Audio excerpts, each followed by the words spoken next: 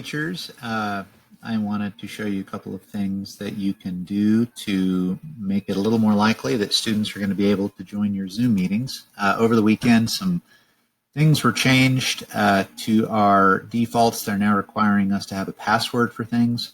So I want to show you a couple things. What I've got right here is I've just got Zoom running on Windows. Underneath your new meeting tab, something that I use a lot of the times is my personal meeting ID number. It's something that doesn't change, and that allows my students to not have to come up with a new link each and every time. But after the weekend, they're now requiring a password with that. So if you hover over that and go into PMI settings, then you see that require meeting password has been checked and you can't turn it off, and it gives you a meeting password number right there.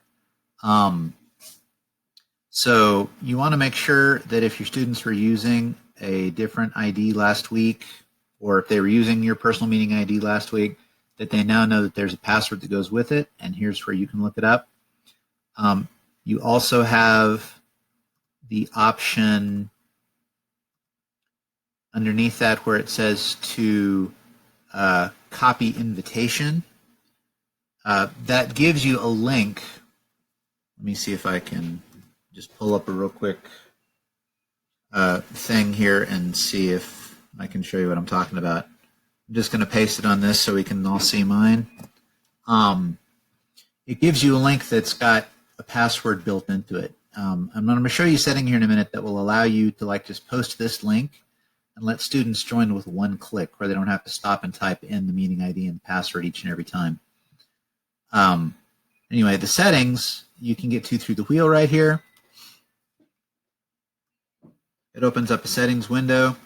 Now, the ones that I want to show you that you're going to need to take a look at today are under the View More Settings link down here. Now, what that's going to do, it's going to open up your settings in your web browser.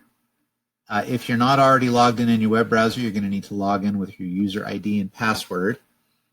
But there's a couple of big ones that I want to point out to you here today. First of all, there's this one right here that says only authenticated users can join meetings from web client. You want to be sure that that's switched off. Otherwise, students who are just trying to get in on their Chromebooks, they're not going to be able to join because they're going to have a Zoom account. And according to Zoom's terms of service, minors are not supposed to have those. So you want to be sure that's switched off. The other one, okay, there's embed password and meeting links for one-click join. I would recommend you have that turned on if it's not already on. There was one more down here that I wanted to have you check on. Down here, it says show join from your browser link.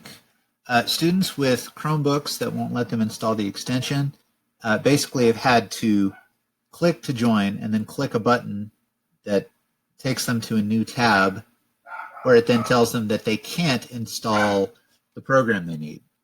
You go back to the original tab and then it will pop up a link that says join from your browser. If you have this turned on, then they don't have to click that. That link is right there on the page when they start joining.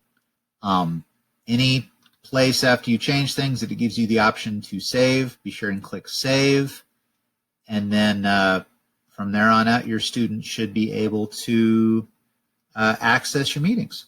So if you have any questions, leave me, shoot me an email, or try and leave me a comment, and I'll see if I can help out. Good luck.